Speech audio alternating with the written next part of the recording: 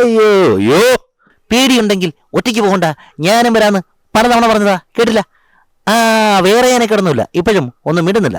ഓ, കല്യാണ വീടായിപ്പോയി. എന്തോ അലമ്പുണ്ടാക്കാൻ വന്നിരിക്കുക. എടോ, അവനെ എവിടുന്ന് പിടിച്ച് മാറ്റണം. ഭയങ്കര വേദനയായിരുന്നു കുറച്ച് നേരത്തേക്ക്. നമ്മൾ അങ്ങനെ വെച്ചോണ്ടൊക്കെ തന്നെ പിന്നെ സ്റ്റേജ് പരിപാടി കളിച്ചതൊക്കെ തന്നെ ആ വേദന കടിച്ചു പിടിച്ചോണ്ടാണ്. തമ്പിദ്ദേഹത്തിന്റെ മകളിൽ നിനക്കൊരു കണ്ണുണ്ട് അല്ലേ? അതെന്റെ വ്യക്തിപരമായ കാര്യമാണ്. എന്നു മുതലാണ് നിനക്ക് ഈ വ്യക്തിത്വം ഉണ്ടായതും? ഞാനും ഒരു മനുഷ്യനാണെന്ന് മനസ്സിലാക്കിയ കാലം മുതൽ ഒന്നുമില്ലാത്തവൻ മനുഷ്യൻ എന്ന് പറയുന്നത് അർത്ഥമില്ല. നിങ്ങൾക്ക് വേണ്ടി എപ്പോഴും പണയം വയ്ക്കുന്ന എൻ്റെ ജീവനല്ലേ, അതെനിക്ക് സ്വന്തമാണ്. ഈ ഗ്രൂമിങ് 2-3-4 പ്രാവശ്യമായിട്ട് ഇങ്ങനെ ഗ്രൂമിങ് നടക്കും. അത് ആഴ്ചയിലായിരിക്കും. അതിനുശേഷം നമ്മുടെ ഫ്ലോറ് കിട്ടത്തുള്ളൂ. അതിനാണ് സമരം. വരും കാലങ്ങളിൽ അത് യാഥാർത്ഥ്യമാകട്ടെ. നല്ലൊരു ദിനം നാളെ ഉണ്ടാകട്ടെ. അച്ചാദിൻ ആയേക.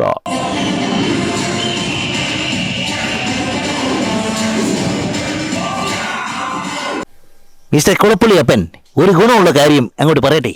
കരിപ്പള്ളി പത്മനാഭൻ, ഒരു എലിപ്പൻ ഡ്രൈവറായ പത്മനാഭനെ നിങ്ങളുടെ ശങ്കരൻകുട്ടി എന്ന ആന കുത്തിക്കുന്ന ഒരു സംഭവം ഉണ്ടായി. വർഷം കുറേയായി. അതിൽ നിങ്ങളുടെ ആന നിരപരാധിയാണെന്നും പണ്ടങ്ങൊച്ചരിഞ്ഞ മറ്റേതോ ആനയുടെ 2 കൊമ്പുകളാണ് അദ്ദേഹത്തിന്റെ ശരീരത്തിൽ തുളച്ചു കയറിയെന്നും ഞാൻ പറയുന്നല്ല, തെളിവും സാക്ഷികൾ നിരത്തി വാദിച്ച മിസ്റ്റർ അപ്പൻ അങ്ങ് റിയാക്ട് ചെയ്യും. നമസ്കാരം, ഞാൻ സന്തോഷ് പരമേശ്വരൻ. എൻ്റെ സ്ഥലം പത്തനാപുരമാണ്. പത്തനാപുരം പിടൂർ എന്ന സ്ഥലത്താണ് എൻ്റെ വീട്. ഞാൻ സ്റ്റേജ് ഷോകളിലാണ് മെയിനായിട്ട് പോയിക്കൊണ്ടിരുന്നത്. എനിക്ക് തോന്നുന്നു ഒരു 23 വർഷത്തോളമായെന്ന് തോന്നുന്നു. പൊതുവെ പ്രൊഫഷണലായിട്ടൊരു 10 വർഷത്തിൽ പുറത്തായി. അല്ലാതെ ചെറിയ അമച്ചർ പ്രോഗ്രാമുകളിലൂടെ ആണ് തുടക്കം എൻ്റെ. അങ്ങനെ ഇപ്പം സീരിയലുകൾ കിട്ടിത്തുടങ്ങി, ഒരു സിനിമ ചെയ്തു തുടങ്ങി, ഷൂട്ട് കഴിഞ്ഞത്, അങ്ങനെയൊക്കെയാണ് പോകുന്നത്. എത്രാമത്തെ വയസ്സിലാണ് അപ്പോൾ ഈ മിമിക്രി കലയിലേക്ക് എത്തുന്നത്? അല്ലെങ്കിൽ ആദ്യമായിട്ട് ഇമിറ്റേറ്റ് ചെയ്ത സൗണ്ട് ആരുടെയായിരുന്നു? ഞാൻ സത്യം പറഞ്ഞാൽ എല്ലാവരും സ്കൂളിലൊക്കെ പഠിക്കുന്ന സമയത്താണ് ഈ മിമിക്രിയോട് ആ ഒരു സ്കൂൾ കലോത്സവങ്ങൾ അല്ലെങ്കിൽ സ്റ്റേജുകൾ അങ്ങനെയുള്ള പരിപാടി വരുമ്പോഴാണല്ലോ നമ്മളെല്ലാം എന്തെങ്കിലുമൊക്കെ ചെയ്യാൻ നമ്മുടെ കഴിവുകൾ കാണിക്കാൻ ശ്രമിക്കുന്നത്. പക്ഷേ എനിക്ക് അതിന് പറ്റിയിട്ടില്ല. സ്റ്റേജുകൾ അന്നേരം എന്തോ ഒരു പേടി പോലെ, കയറാൻ ഒരു ബുദ്ധിമുട്ട് പോലെയൊക്കെ ആണെന്ന് തോന്നിയിട്ടുണ്ട്. സ്കൂൾ സമയങ്ങളിലൊക്കെ ഞാൻ ചെയ്തിട്ടില്ല സ്റ്റേജ് പരിപാടികളൊക്കെ. അല്ലെങ്കിൽ ആ സമയത്തൊക്കെ ഉണ്ടായിരുന്നു നമുക്ക് കലോത്സവങ്ങളോ അല്ലെങ്കിൽ ആനിവേഴ്സറി ഒക്കെ ഉള്ളപ്പോഴൊന്നും എനിക്ക് കയറാൻ ക്ലാസ്സിൽ പോലും ചെയ്യാൻ ബുദ്ധിമുട്ടുണ്ടായിട്ടുണ്ട്. പക്ഷേ പിന്നീട് ചെറിയ ഓണപ്പരിപാടികളൊക്കെ വന്ന സമയത്ത് ഒരു സ്കൂള്, അതായത് ആ സ്കൂൾ ടൈം കഴിഞ്ഞ എനിക്ക് തോന്നുന്നൊരു 19-20 വയസ്സൊക്കെ അടുപ്പിച്ചായ ഒരു സമയത്താണെന്ന് തോന്നുന്നു എനിക്ക് സ്റ്റേജ് ഷോ ഒക്കെ ചെയ്ത് തോന്നി തുടങ്ങി. അങ്ങനെ ചെയ്യാം എന്ന് എനിക്ക് കോൺഫിഡൻസ് ഉണ്ടാകുന്നത്. മിമിക്സ് അല്ലെങ്കിൽ മിമിക്രി അന്ന് കുറച്ച് മിമിക്സ് പരേഡുകൾ, മിമിക്സ് ഗാനമേള ഒക്കെയുള്ള സമയമായിരുന്നു. ഇപ്പോൾ ട്രാക്കാണ്. ആ സമയത്തൊക്കെ ആയിരുന്നു നമ്മൾ ചെറിയ രീതി പരിപാടി, 1 മാൻ ഷോ പോലെ ഒന്നും അന്നില്ല. എന്നാൽ പോലും ഒരാൾ ഒറ്റയ്ക്ക് കുറച്ച് താരങ്ങളെ ചെയ്തുകൊണ്ട് സ്റ്റേജിലോട്ട് വരുന്ന സമയം ഒക്കെ ആയിരുന്നു. ഇപ്പം 1 മാൻ ഷോ ആയിട്ട് പറയാമെന്ന്. അന്ന് ആ കൂട്ടത്തിൽ നമ്മൾ ഒറ്റയ്ക്കറിഞ്ഞ വോയിസുകൾ കൂടുതലും ചെയ്യുന്ന ഞാനായിരുന്നു. അന്ന് ഫിഗർ ഷോ അങ്ങനെ ഇല്ലല്ലോ.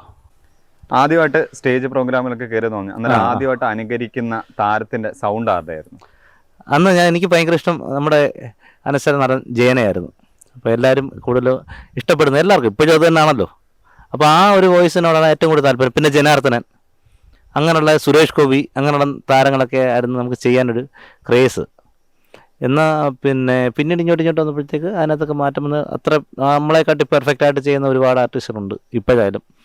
അപ്പോൾ അവരൊക്കെ നല്ല രീതി ഓരോ താരത്തിൻ്റെ വോയിസ് ചെയ്യുമ്പോൾ നമുക്കത് ആസ്വദിക്കുമ്പോൾ നമ്മളെന്നാൽ അത് അത്രയും വേണ്ട, വേറെ ഒരു പറ്റുന്ന ഏറ്റവും നല്ല രീതിയിൽ പറ്റുന്ന ആർട്ടിസ്റ്റുകളെ മാത്രം ചെയ്താൽ മതി, ആക്ടറെ മാത്രം ചെയ്താൽ മതി എന്നൊരു താല്പര്യം വന്നത്. നമുക്ക് ആദ്യം ചെയ്ത ജയൻ്റെ സൗണ്ടൊന്ന്, ജയൻ്റെ ജനാർദ്ദൻ്റെ ഒരു സൗണ്ടൊന്ന് നമുക്ക് കേൾക്കാൻ പറ്റും? ഞാൻ പറയാം. ജയൻ കോളിളക്കത്തിനകത്ത് പറയുന്ന ബാലങ്കനായരോട് പറയുന്ന ഒരു ഡയലോഗുണ്ട്. അത് ജയൻ്റെ വോയിസ് ഞാൻ കറക്റ്റായിട്ട് പറയാം, ബാലങ്കനായർ സപ്പോർട്ട് കൊടുക്കുന്നവരെ ഞാൻ കാണിക്കാം. അതിങ്ങനൊരു സംഭവമാണ്. ആദ്യം ബാലങ്കനായർ ജയനോട് ചോദിക്കുന്നുണ്ട്, പേരിൽ മാത്രമല്ല പ്രവൃത്തിയിലും നീ രാജൻ തന്നെ. അപ്പം ജയൻ തിരിച്ചു പറയുന്നതാണ്, പ്രശംസ എനിക്ക് ആവശ്യമില്ല മിസ്റ്റർ എസ് കെ.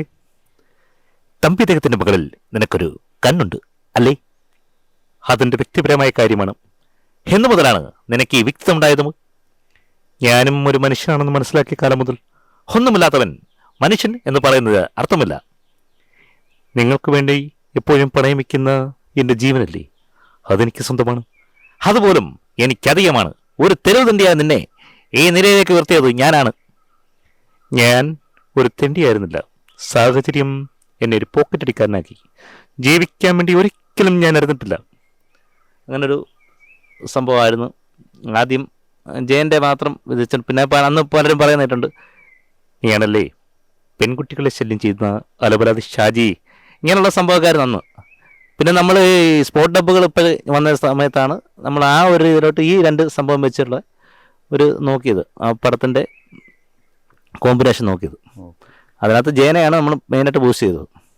ഫ്ലവേഴ്സിലെ ഒരു മിമിക്സ് ഷോ, ഒരു കോമഡി ഷോ ആയിരുന്നു കോമഡി ഉത്സവം. അന്നേരം അതിനകത്ത് വരെ പ്രോഗ്രാം അവതരിപ്പിക്കാനുള്ള അവസരം കിട്ടിയിട്ടുണ്ട്. അതിലേക്ക് പോകാനുള്ള ഒരു അവസരം എങ്ങനെയാണ് കിട്ടിയത്? അത് സാധാരണ നമ്മളിതിൻ്റെയൊക്കെ ഓഡീഷൻ വരുമ്പോഴാണ് നമുക്കത് കിട്ടുന്നത്. നമ്മൾ ഓഡീഷനിൽ പങ്കെടുത്തിട്ടാണ്. ഓഡീഷന് സെലക്ട് ആവുകയാണെങ്കിൽ പിന്നെ നമ്മൾ ഗ്രൂമിങ് സെക്ഷനുണ്ട്. ആ ഗ്രൂമിങ്ങിന് വിളിക്കുമ്പോഴാണ് നമുക്കങ്ങനെ കിട്ടുന്നത്. പക്ഷേ അന്ന് എനിക്കെന്തോ ഭാഗ്യത്തിന് എൻ്റെ ഒരു സുഹൃത്തിൻ്റെ കൂടെ ഗ്രൂമിങ്ങിന് പോയതാണ്. ഈ ഫ്ലവേഴ്സിൻ്റെ ഗ്രൂമിങ്ങിൽ ചെന്നപ്പോൾ എന്തോ ഭാഗ്യത്തിന് എനിക്കന്ന് ആ വോയിസ് ഒന്ന് രണ്ട് വോയിസ് ചെയ്യണം. അദ്ദേഹത്തിൻ്റെ കൂടെ പോയതുകൊണ്ട് എനിക്ക് ചെയ്യാൻ ഭാഗ്യം കിട്ടിയപ്പോൾ ഒന്നിടയിൽ കണ്ട ഗ്രൂമേഴ്സ് തന്നെ സെലക്ട് ചെയ്ത് തന്നിരും. അങ്ങനെ ഗ്രൂമിങ് വീണ്ടും ഈ ഗ്രൂമിങ് 2, 3, 4 പ്രാവശ്യമായിട്ട് ഇങ്ങനെ ഗ്രൂമിങ് നടക്കും. അത് ആഴ്ചയിലായിരിക്കും. അതിനുശേഷം നമ്മുടെ ഫ്ലോറ് കിട്ടത്തുള്ളൂ. ആ ഫ്ലോറിൽ നമുക്ക് ഏറ്റവും നല്ല ചെയ്യാൻ പറ്റുന്ന കറക്റ്റായിട്ടുള്ള ശബ്ദങ്ങൾ അനുകരിച്ച് നമുക്ക് സ്റ്റേജിലോട്ട് നമ്മളെ സെലക്ട് ചെയ്ത് വിടുന്നത്. പിന്നെ നമുക്ക് സ്റ്റേജിൽ കയറി കഴിഞ്ഞാൽ നമുക്ക് പിന്നെ ഹാപ്പിയാണ്. പലർക്കും പല ഇതാണ്. നമ്മൾ ആദ്യമായിട്ട് ഫ്ലോറിൽ ചെല്ലുമ്പോൾ പലർക്കും പല അനുഭവങ്ങളുണ്ടാകുന്നത്. പക്ഷേ എനിക്ക് എന്നാൽ ഒരു എന്താ പറയുക ഹാപ്പി മൊമെൻ്റ് ആയിരുന്നു അന്നേരം. അത്ര രസകരമായിട്ടൊരു ഫ്ലോറായിരുന്നു. പ്രത്യേകിച്ച് മിഥുൻ്റെ ആ ഒരു സപ്പോർട്ട് ഭയങ്കരമാണ്. മിഥുൻ മാത്രമല്ല, നമ്മുടെ ജഡ്ജസ് ആയിട്ടിരിക്കുന്ന അന്ന് ബക്കർ ചേട്ടൻ, ഗിന്നസ് ബക്കറും, അതുപോലെ ബിജുക്കുട്ടൻ ചേട്ടനെ, പിന്നെ പ്രചോദ ചേട്ടൻ, ഇവരൊക്കെയാണ് 3 പേരാണ് വരുന്നത്. ഒന്ന് ടിനി ചേട്ടൻ ഇല്ലായിരുന്നു അവിടെ. അപ്പോൾ ഇവരുടെ എല്ലാം ഭയങ്കര സപ്പോർട്ടാണ്. നമ്മളൊരു താരത്തിനെ ഇമിറ്റേറ്റ് ചെയ്യുമ്പോൾ തന്നെ ഭയങ്കരമായിട്ട് നമ്മൾ കാണുന്നേ മിഥുനൊക്കെ ഭയങ്കര സപ്പോർട്ടാണ്. നമുക്ക് വേണ്ടിയിട്ട് ഇപ്പോൾ ലാലു അലക്സിന്റെയോ കൊടുക്കുന്ന സുരേഷിന്റെ എംപിയുടെ അത്രയധികം എനിക്ക് തോന്നുന്നു. ഞാൻ അത് പറയാൻ കാരണം എന്ന് വെച്ചാൽ എനിക്ക് 1-2 താരം കൊടുക്കുന്ന സുരേഷ് സാറ്, അതുപോലെ പിന്നെ നമ്മുടെ ഈ അടുത്ത കാലത്താണ് അദ്ദേഹം മരണപ്പെട്ടത്, നമ്മുടെ ക്യാപ്റ്റൻ രാജ് സാറ്. അദ്ദേഹത്തിൻ്റെ മുമ്പിൽ ഒരു ഷോ ചെയ്തായിരുന്നു, പുള്ളി ഇരിക്കുന്ന വേദിയിലായിരുന്നു. അപ്പോൾ ഞാനുമായിട്ട് കമ്മ്യൂണിക്കേറ്റ് ചെയ്തായിരുന്നു. ഞാൻ മമ്മൂട്ടിയായിട്ടും ഫിഗറിട്ട് വന്നപ്പോൾ എന്നോട് അദ്ദേഹം ആ ഒരു നടനോട് സംസാരിക്കുന്ന രീതിയിൽ സംസാരിച്ചായിരുന്നു. അങ്ങനൊരു സംഭവം ഉണ്ടായിരുന്നു. അത് ഞാൻ പറയാം. അപ്പം ഈ കൊടുക്കുന്ന സുരേഷ് സാറിൻ്റെ വോയിസ് അദ്ദേഹത്തിന് മുമ്പിൽ ചെയ്യാൻ ഭാഗ്യം കിട്ടിയായിരുന്നു. അത് ഒരു അനുമോദനത്തിന് എനിക്ക് കിട്ടിയായിരുന്നു. അദ്ദേഹത്തിൻ്റെ മുമ്പിൽ തന്നെ ഒരു ആദരവ് ഏറ്റുവാങ്ങാൻ കിട്ടിയായിരുന്നു. അപ്പം അത് സംഭവം ചെയ്യാം. അത് നമ്മുടെ റെയിൽവേയുടെ മന്ത്രിയായിരുന്ന സമയത്ത് പറഞ്ഞൊരു പ്രസംഗം. ഈ അടുത്ത കാലത്ത് ഇളമൺ മുതൽ ആര്യങ്കാവ് വരെയുള്ള ഭാഗങ്ങളിൽ റെയിൽവേയുടെ പണികൾ പൂർത്തീകരിച്ചുകൊണ്ട് ട്രെയിൻ എഞ്ചിൻ ഓടിച്ച് ഉദ്ഘാടനം ചെയ്തു. ഞാൻ പറയട്ടെ, നമുക്ക് എഞ്ചിൻ ഓടിച്ചതുകൊണ്ടായില്ല. നമുക്ക് വേണ്ടത് കൊല്ലത്ത് നിന്നും ചെന്നൈ വരെ പോകാൻ ട്രെയിനാണ് ആവശ്യം. അതിനാണ് സമരം. വരും കാലങ്ങളിൽ അത് യാഥാർത്ഥ്യമാകട്ടെ. നല്ലൊരു ദിനം നാളെ ഉണ്ടാകട്ടെ. അച്ചാദിൻ ആയേക എന്ന് പറഞ്ഞുകൊണ്ട് എൻ്റെ വാക്കുകൾ നിർത്തുന്നു. നന്ദി, നമസ്കാരം. ജയ് ഹിന്ദ്, ജയ് കോൺഗ്രസ്. നമുക്ക് കോമഡി ഉത്സവം കഴിഞ്ഞിട്ട് ഉള്ള എക്സ്പീരിയൻസ് എങ്ങനെയാണ്? അതായത് നാട്ടിൽ വന്നതിന് ശേഷം അനുമോദനങ്ങളോ അല്ലെങ്കിൽ കൂടുതൽ പ്രോഗ്രാം കിട്ടിയോ, അങ്ങനെ എന്തെങ്കിലുമൊക്കെ? തീർച്ചയായിട്ടും. കോമഡി ഉത്സവത്തിന് ശേഷമാണ് എല്ലാം നമുക്ക് കിട്ടി തുടങ്ങിയെന്ന് പറയാം. ഞാനെന്ന് വെച്ചാൽ ഒരു പറഞ്ഞു വരുവാണെങ്കിൽ 2019 ഈ നമ്മൾ ചാനൽ അങ്ങനെ അന്ന് വരുന്നത്. അന്ന് ചാനൽ വരുന്നത് ഫസ്റ്റ് സീരിയലിലാണ് വരുന്നത്. അമൃതയിലെ ശ്രീപത്മനാഭം എന്ന് പറഞ്ഞ സീരിയലിലാണ് ചെറിയ രീതി നമ്മളന്ന് ജൂനിയർ ആർട്ടിസ്റ്റായിട്ടായിരുന്നു പോരുന്നത്. ആ പോകുന്ന സമയത്തൊക്കെ ചെറിയ വേഷങ്ങൾ. പക്ഷേ ജൂനിയർ ആർട്ടിസ്റ്റ് ആണെങ്കിൽ പോലും അന്ന് നല്ല വേഷങ്ങൾ കിട്ടി തുടങ്ങി. ചെല്ലുന്ന സമയത്ത് തന്നെ ഫസ്റ്റ് ഡയലോഗുള്ള സംഭവങ്ങളൊക്കെ ചെറിയ രീതിയിലൊക്കെ അന്ന് കിട്ടി തുടങ്ങിയായിരുന്നു. നല്ല വേഷങ്ങളും ആരും ചെയ്തത്. നമ്പൂരിയായിട്ടൊക്കെ ചെയ്തിട്ടുണ്ട് അതിനകത്ത്. അങ്ങനെ വ്യത്യസ്തമായിട്ടുള്ള വേഷങ്ങൾ അതിൽ തന്നെ ചെയ്തിട്ടുണ്ട്. പിന്നെ അതിനുശേഷം ഇപ്പം അനുമാനത്തിൻ്റെ കാര്യം പറഞ്ഞില്ല. അപ്പോൾ അത് എനിക്ക് കിട്ടിയത് നമ്മുടെ നാട്ടിൽ തന്നെ കിട്ടിയായിരുന്നു. നമ്മുടെ നാട്ടിൽ രാഷ്ട്രീയ സംഘടനകളാലും മറ്റ് ഇതര സംഘടനകളാലും മറ്റുള്ളവർ അങ്ങനെ നമുക്ക് ഒരു അനുമോദനം ഒരുക്കി തന്നു. അങ്ങനെ കുറേ കിട്ടിയായിരുന്നു. അവിടെ മാത്രം, നമ്മുടെ നാട്ടിൽ മാത്രമല്ല, ഇതുപോലെ ഞാൻ പറഞ്ഞല്ലോ നേരത്തെ, ക്യാപ്റ്റൻ രാജ് സാറ് വരുന്നൊരു വേദിയിൽ, അത് എറണാകുളത്താണ്, അത് കത്രിക്കട വന്ന സ്ഥലത്താണ്. അത് എന്നെ ആ അനുമോദനത്തിന് അവിടെ അർഹനായത്, അതിന് കാരണക്കാരൻ താജ് പത്തനംതിട്ടയാണ്. അദ്ദേഹമാണ് എന്നെ, അദ്ദേഹത്തിൻ്റെ ഒരു ഷോ ആയിട്ട് ബന്ധപ്പെട്ട് പോയപ്പോഴാണ് എനിക്ക് ആ ക്യാപ്റ്റൻ രാജ് സാറിൻ്റെ മുമ്പിൽ പ്രോഗ്രാം ചെയ്യാനും അവിടെ നിന്ന് തന്നെ നമുക്കൊരു മൊമെൻറ്റോ കിട്ടാനും അദ്ദേഹത്തുമായിട്ട് കമ്മ്യൂണിക്കേഷൻ ചെയ്യാനും ഒരു ഭാഗ്യം കിട്ടിയതെന്ന്. അപ്പോൾ അതിനുശേഷം സീരിയലിലും സിനിമയിലും ഒക്കെ വന്നെന്ന് തോന്നി. അത് ഏതൊക്കെയാണെന്നുള്ളത് അന്ന് ഞാൻ പറഞ്ഞില്ല, ഫസ്റ്റ് വരുന്നതെന്ന് വെച്ചാൽ അമൃതയ്ക്കകത്താണ്. അമൃത എനിക്ക് തോന്നുന്നു ആ സമയത്ത് എനിക്കൊരു ഫസ്റ്റ് സീരിയൽ മുതൽ തന്നെ ഒരു ഭാഗ്യമായി തുടങ്ങി. പിന്നെ എനിക്ക് അത് കഴിഞ്ഞ് കൊച്ചു സീരിയലിലൊക്കെ ഇങ്ങനെ ചെറിയ ചെറിയ വേഷങ്ങൾ ചെയ്ത് ഇടയ്ക്കും മഴവിൽ മനോരമയിലൊക്കെ കിട്ടി. ഇപ്പോൾ ഈ അടുത്ത കാലത്ത് കുറച്ച് നാളായിട്ട് സീരിയൽ വിട്ട് നിൽക്കുന്നു, പിന്നെ അങ്ങോട്ട് പോകാൻ പറ്റിയില്ല. പിന്നെ രണ്ടാമത്തെ കാര്യം എന്ന് പറഞ്ഞാൽ ഇടയ്ക്ക് മാറിയെന്ന് വെച്ചാൽ സ്റ്റേജ് ഷോകൾ വന്ന പിന്നാണ് സീരിയലിലോട്ട് വരായിട്ട് പോകാൻ പറ്റില്ല. പക്ഷേ ഇപ്പം വീണ്ടും ഈ ഇപ്പോൾ കഴിഞ്ഞ 1-2 വർഷം കൊണ്ട് ഞാൻ സീരിയൽ കിട്ടി തുടങ്ങി വീണ്ടും. അത് ഞാൻ അമൃത, മഴവിൽ മനോരമ, സി കേരളം എന്നീ ചാനലിലൊക്കെ എനിക്ക് സീരിയലിലൊക്കെ വേഷം ചെയ്യാൻ ഭാഗ്യം ഉണ്ടായിട്ടുണ്ട്. കൂടുതലും ഡോക്ടർ, പിന്നെ പോലീസ് വേഷം, ഇതൊക്കെ ചെയ്യാൻ ഭാഗ്യം ഉണ്ടായിട്ടുണ്ട്. ഇപ്പോഴും വരുന്നുണ്ട്, സീരിയൽ വരുന്നുണ്ട്. ദൈവാധീനം കൊണ്ട് ഇതിനിടയ്ക്ക് ഒരു സിനിമ കിട്ടിയായിരുന്നു. അത് പടം നമ്മൾ ഈ കൊറോണയൊക്കെ വരുന്നതിന് മുമ്പായിരുന്നു. പടത്തിന് പേര് മാർച്ച് 2 എന്നാണ്. മാർച്ച് 2 അത് ജഹാംഗീർ ഉമ്മറാടുന്നതിൻ്റെ ഡയറക്ടർ, മിഥുന്, അങ്ങനെ കുറേ നോബി, കുറേ ആർട്ടിസ്റ്റുകൾ ഉള്ളൊരു പടമായിരുന്നു. അതിൽ എനിക്കൊരു ചെറിയ വേഷം കിട്ടിയിട്ടുണ്ടായിരുന്നു.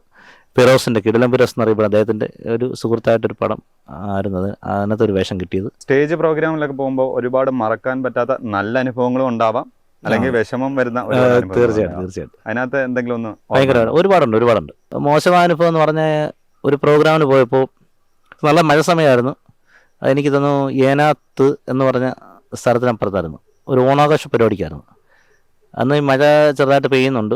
ഞങ്ങൾ പെട്ടെന്ന് ചെന്നപ്പോൾ തന്നെ നമ്മൾ പറഞ്ഞ സമയം ലേറ്റായി പോയി. 9 മണിക്കാണ് പരിപാടി പറഞ്ഞിരുന്നത്. അവിടെ ചെന്നപ്പോൾ തന്നെ 9:30 ആയി. പിന്നെ അറിയാമല്ലോ, കാരണം ഇതെല്ലാം സെറ്റ് ചെയ്ത് വരാൻ തന്നെ കുറച്ച് സമയം എടുക്കും. അങ്ങനെ കട്ടണം ഇതെല്ലാം സെറ്റ് ചെയ്യാൻ വേണ്ടി വെപ്രാളത്തിൽ ഞാൻ ബോക്സ് എടുത്ത് ഇങ്ങനെ കൈ താങ്ങിയൊക്കെ നമ്മൾ ഹെൽപ്പ് ചെയ്യാനൊക്കെ ചെയ്യും ആ പരിപാടി സമയത്ത്. അതിൻ്റെ സ്പ്രിങ് വന്നേരം നമ്മുടെ കയ്യിലടിച്ച് വിരൽ 2 ചതഞ്ഞ് ആ സമയത്ത് തന്നെ ഭയങ്കര വേദനയായിരുന്നു കുറച്ച് നേരത്തേക്ക്. നമ്മൾ അങ്ങനെ വെച്ചുകൊണ്ടൊക്കെ തന്നെ പിന്നെ സ്റ്റേജ് പരിപാടി കളിച്ചതൊക്കെ തന്നെ ആ വേദന കടിച്ചു പിടിച്ചുകൊണ്ടാണ്. പിന്നെ പിറ്റേന്ന് നമ്മൾ അതിൻ്റെ വേദനയൊക്കെ പിറ്റേന്ന് അറിയത്തുള്ളൂ.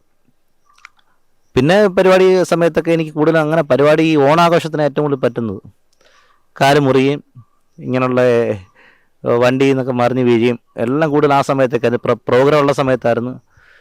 അങ്ങനെ ആക്സിഡൻറ്റ് വരെ മുമ്പിൽ വന്നിട്ട് രക്ഷപ്പെട്ടിട്ടുണ്ട്. കാരണം ഒരു പരിപാടിക്ക് സമയത്തിന് എഡിറ്റിങ് സമയത്തിനായിരുന്നു 1-2 പേരുടെ പാട്ടുകൾ ആഡ് ചെയ്യാനുണ്ടായിരുന്നു. ഒരു പ്രോഗ്രാമിന്, ഉത്സവത്തിനായിരുന്നു. അത് കൊട്ടി എന്ന സ്ഥലത്തായിരുന്നു. നമ്മൾ ആ പ്രോഗ്രാമിന് പോകാൻ വേണ്ടിയുള്ള വെപ്രാളത്തിനുണ്ടെങ്കിൽ എഡിറ്റ് ചെയ്ത് കഴിഞ്ഞ് ഇതെല്ലാം വന്ന് ചെയ്തുകൊണ്ടിരിക്കുക താമസിച്ച് ഇവിടുന്ന് ഇറങ്ങിയപ്പോൾ ഇച്ചിരി ലേറ്റായിപ്പോയി. പോയ സമയത്തൊരു സൂപ്പർ ഫാസ്റ്റ് ഓവർടേക്ക് ചെയ്ത് കയറി വന്നപ്പോൾ ഒരു സെക്കൻഡ് കൊണ്ടൊന്ന് വണ്ടി വെട്ടിച്ചതിൻ്റെ പേരിലാണ് അന്ന് രക്ഷപ്പെട്ടത്. ആ ഒരു ഭയം അന്നും ഭയങ്കരമായിട്ടുണ്ടായിരുന്നു. ആ പരിപാടി സ്ഥലത്ത് അവിടെ ചെല്ലാനുള്ള വെപ്രാളത്തിനിടയ്ക്ക് പറ്റിയതാണ്. അപ്പോൾ അതുകൊണ്ടൊക്കെയുള്ള, പിന്നെ ഓർക്കുകയാണെങ്കിൽ വലിയ പ്രശ്നങ്ങൾ ഉണ്ടായിട്ടില്ല. എന്നാൽ പോലും തിക്താനുഭവങ്ങൾ ചിലതൊക്കെ സ്റ്റേജിലൊക്കെ നമുക്ക് സ്വാഭാവികമായിട്ടുണ്ടാവും. പല പരിപാടിക്ക് ചെല്ലുമ്പോൾ പ്രോഗ്രാം താമസിക്കുമ്പോഴുള്ള പ്രശ്നങ്ങളൊക്കെ അറിയാമല്ലോ. അങ്ങനെയൊക്കെ സംഭവിച്ചിട്ടുണ്ട്. വേറെ അങ്ങനെ ശാരീരികമായിട്ട് വലിയ ബുദ്ധിമുട്ടൊന്നും വേറെ ഉണ്ടായിട്ടില്ല എന്നാണ് എനിക്ക് ഓർമ്മ. എന്നാലും കൃത്യമായിട്ട് എല്ലാ കാര്യങ്ങളും നമുക്ക് ഓർക്കാൻ പറ്റുന്നില്ല. കാരണം എന്തൊക്കെയോ അന്നൊക്കെ ചില സമയം, കാരണം വർഷങ്ങളോട് നമ്മൾ ഈ പരിപാടി ചെയ്യുന്നുണ്ട്. ചിലയിടത്തൊക്കെ നമുക്ക് മെയിൻ്റെനൻസ് ചെയ്ത് പോകാനുള്ള കാര്യങ്ങളേ ഉള്ളൂ. ഓക്കെ, നമ്മൾ ഈ സ്റ്റേജ് പ്രോഗ്രാമിൽ ഫിഗർ ഷോ അല്ലാതെ വോയിസ് ഒക്കെ ചെയ്തുകൊണ്ട് ഏറ്റവും കൂടുതൽ കയ്യടി നേടിയിരുന്ന ഐറ്റം എന്തൊക്കെയായിരുന്നു? പിന്നെ അത് എനിക്ക് തോന്നുന്നു, നമ്മുടെ പത്തനാപുരത്ത് ഇദ്ദേഹം വരുന്ന സമയത്ത്, ഗണേശ് സാർ വരുന്ന സമയത്ത് അദ്ദേഹത്തിൻ്റെ വോയിസ് ആദ്യം 6-ാം തമ്പുരാനൊക്കെ സിനിമ ഇറങ്ങിയ സമയത്ത് അദ്ദേഹത്തെ അന്ന് കൂടുതൽ ആരും ഇമിറ്റേറ്റ് ചെയ്യാറില്ലായിരുന്നു. അപ്പോൾ പൊളിറ്റീഷ്യൻ ആ ഒരു മേഖലയിലോട്ട് വന്നപ്പോഴാണ് ഗണേശ് സാറിനെ ഇമിറ്റേറ്റ് ചെയ്യാൻ തുടങ്ങി എല്ലാവരും. പൊതുവെ എനിക്ക് തോന്നുന്നു അപ്പം അന്ന് ഇദ്ദേഹത്തിൻ്റെ വോയിസ് അങ്ങനെ ആരും ചെയ്യുന്നത്. അപ്പം ഞാൻ ഫസ്റ്റ് ഒന്ന് ശ്രമം നടത്തി. അങ്ങനെ അതാണ് ഏറ്റവും ആദ്യം എനിക്ക് കയ്യടി കിട്ടാൻ ഒരു. ഓക്കെ, അന്നത്തെ ആ ഇത് നമുക്ക് ചെയ്ത് കാണിക്കാം. അന്ന് ചെയ്ത വോയിസ് ആണ് ഒന്ന്, 2 വോയിസ് ഉണ്ട് നമ്മൾക്ക്. 2 വോയിസ് എന്ന് പറഞ്ഞാൽ അദ്ദേഹത്തിൻ്റെ 2 വേരിയേഷൻ. ഓക്കെ, അപ്പോൾ അതും ചെയ്യാം. ഒന്ന് നമ്മുടെ മണിച്ചിത്രത്താഴ് സിനിമ ഇറങ്ങി വന്ന് ഹിറ്റായ ഡയലോഗ് ഉണ്ട് അദ്ദേഹത്തിൻ്റെ. ഫാസിൽ ചേച്ചി, ഉണ്ണിത്താൻ ചേട്ടൻ ഫാസിൽ ചേച്ചിടൂ, ഇന്നലെ വല്ലതും പറഞ്ഞോ? വല്ലതും പറഞ്ഞോ?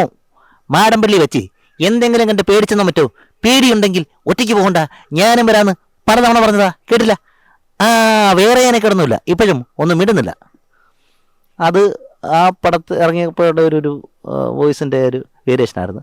കുറച്ച് കാലം കഴിഞ്ഞാണ് നമ്മുടെ മറ്റേ 6 നമ്പർ സിനിമ ഇറങ്ങുന്നത്. അപ്പോൾ അതിൽ ഈ കൊളപ്പള്ളി അപ്പനോട് പറഞ്ഞൊരു ഡയലോഗുണ്ട് നരേന്ദ്രപ്രസാദ് സാറിനോട്. മിസ്റ്റർ കുളപ്പുള്ളി അപ്പൻ, ഒരു ഗുണമുള്ള കാര്യം അങ്ങോട്ട് പറയട്ടെ. കരിപ്പള്ളി പത്മനാഭൻ, ഒരു എലിപ്പൻ്റെ ഡ്രൈവറായ പത്മനാഭനെ നിങ്ങളുടെ ശങ്കരൻകുട്ടി എന്ന ആന കുത്തിക്കൊന്ന ഒരു സംഭവം ഉണ്ടായി. വർഷം കുറേയായി.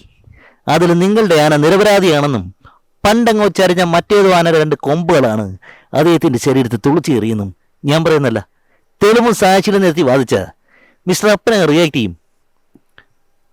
അങ്ങനെ ഒരു സംഭവമായിരുന്നു അന്ന് ഏറ്റവും കൂടുതൽ ചെയ്തുകൊണ്ടിരിക്കുന്നത്. പിന്നെ ലാലു അലക്സ് സാർ വോയിസ് ചെയ്യുന്നുണ്ട്. ലാലു അലക്സിൻ്റെ വോയിസ് ആണെങ്കിൽ പുലിവാലിക്കലാണ് എന്ന സിനിമയിലെ ഒരു സംഭവം. What nonsense you are talking. എടോ പരമാനന്ദം, ആ പയ്യനെ എനിക്കറിയാം. എന്റെ മോൾക്ക് തെറ്റ് പറ്റില്ല. താൻ എത്രയും പെട്ടെന്ന് ആ പയ്യന്റെ വീട്ടുകാരെ കണ്ടേ ഒരു മുഹൂർത്തം കുറിക്കണം, നമുക്കതങ്ങ് നടത്താം. തനിക്ക് പറഞ്ഞത് മനസ്സിലായെങ്കിൽ ഇവിടെ നിന്ന് പോകാം. ഓ, കല്യാണം വീടായിപ്പോയി, എന്തോ അലമ്പുണ്ടാക്കാൻ വന്നിരിക്കുക. എടോ അവനെ എവിടുന്ന് പിടിച്ച് മാറ്റണം. അങ്ങനെ ഒരു സംഭവമാണ് ചെയ്തുകൊണ്ടിരിക്കുന്നത്. അപ്കമിങ് പ്രോജക്റ്റ് എന്തൊക്കെയാണ്? സിനിമ കൂടുതൽ സിനിമകളുണ്ടോ, അതോ സീരിയലാണോ, അതോ സ്റ്റേജ് പ്രോഗ്രാംസ് ആണോ?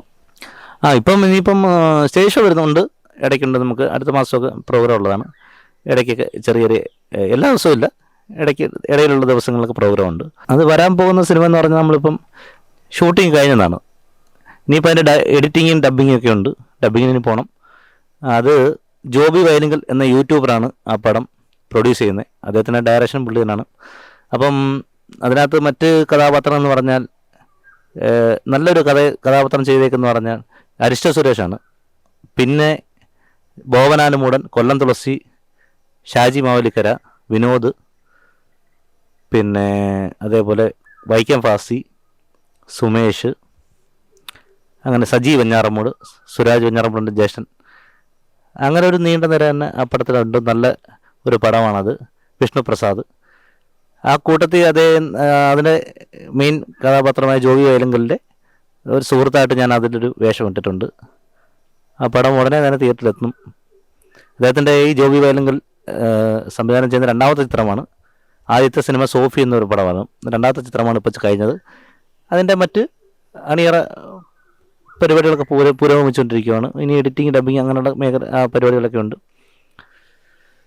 അപ്പോൾ അത് നമുക്കൊരു ബ്രേക്ക് ആവും എന്നാണ് വിശ്വാസം. മറ്റ് പടങ്ങളൊന്നും വന്നിട്ടില്ല. സീരിയലുകൾ ഇടയ്ക്ക് വരുന്നുണ്ട്. ഈ താരങ്ങളുടെ സൗണ്ട് അല്ലാതെ ബൈക്കിൻ്റെതും അല്ലാതെ കുറച്ച് കോമ്പിനേഷൻ അങ്ങനെ ചെയ്യുന്നുണ്ട്. നമുക്കതൊന്ന് കാണിക്കാൻ പറ്റുമോ?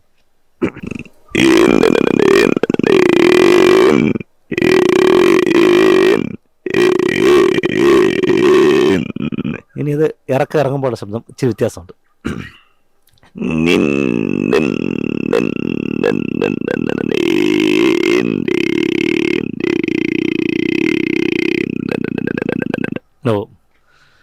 അതുപോലെ വെറൈറ്റി ശബ്ദമാണ്.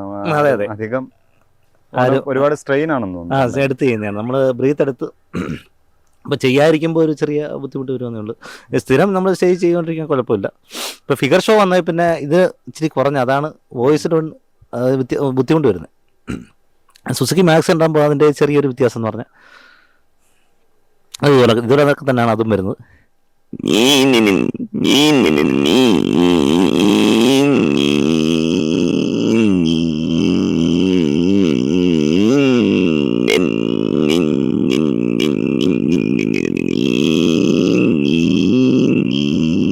അങ്ങനെ ഒരു വ്യത്യാസമുണ്ട്.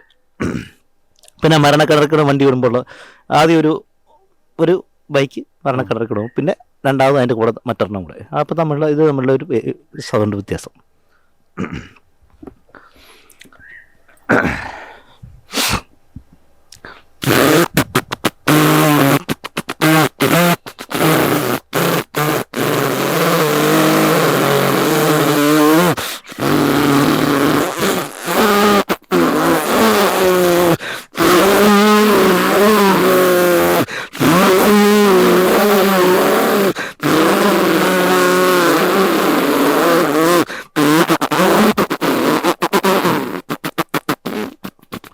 അങ്ങനെ വരും.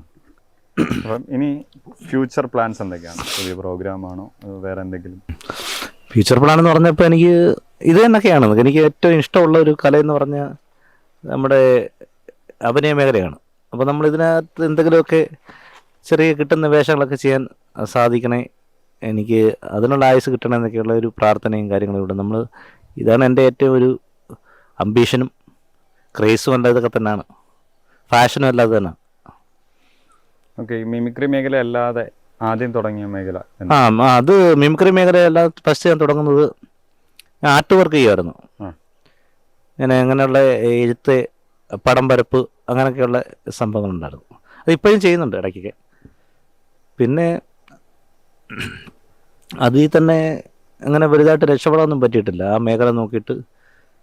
കാരണം നമ്മുടെ ഈ സമയത്ത് ഇപ്പോഴാണ് ഒട്ടും പറ്റത്തില്ല. ഇപ്പോൾ എല്ലാ ഫ്ലെക്സും അങ്ങനെ ഇതൊക്കെ കൂടുതലായിട്ട് ഇറങ്ങിയതിന് ശേഷം നമ്മൾ അന്നത്തെ പടം വരപ്പ് എഴുത്തും ഒക്കെ ഇപ്പം എല്ലാം അങ്ങനെ അങ്ങ് മാറിയിട്ടില്ല. അതുകൊണ്ട്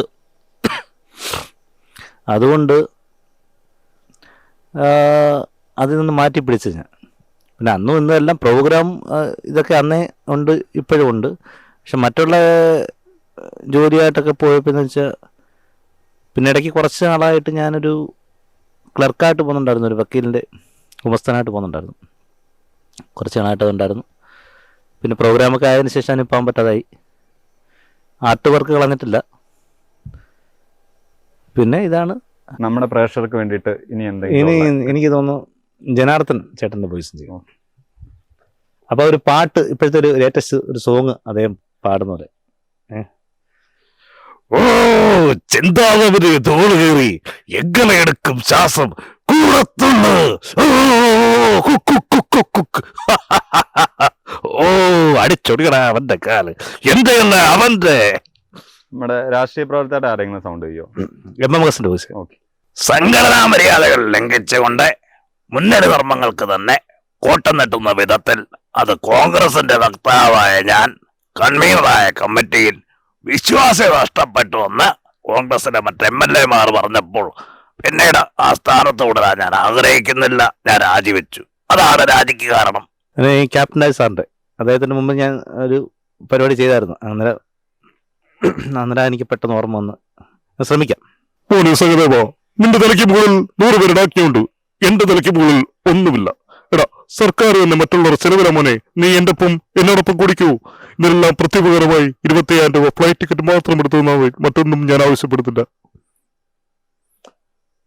പിന്നെ മാളച്ചേട്ടനെ നോക്കാം. മാളാരവന്തൻ.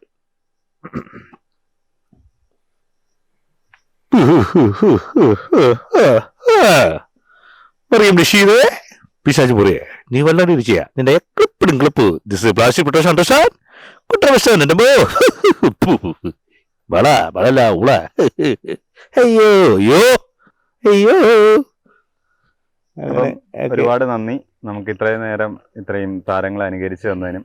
അപ്പം കൂടുതൽ പ്രോഗ്രാം, സിനിമകൾ, സീരിയല് അങ്ങനെ തുടർച്ചയായി മുന്നോട്ട് പോട്ടെ. ഭാവിയിൽ അറിയപ്പെടുന്ന ഒരു നടനായിട്ട് തന്നെ വരട്ടെ. ഞങ്ങൾക്ക് വീണ്ടും വന്നിട്ട് നടനെന്ന രീതിയിൽ ഇന്റർവ്യൂ എടുക്കാൻ സാധിക്കട്ടെ എന്ന് ഒരുപാട് ആശംസകൾ അർപ്പിച്ചുകൊണ്ട് താങ്ക് യു. ഓക്കെ, വളരെ സന്തോഷം.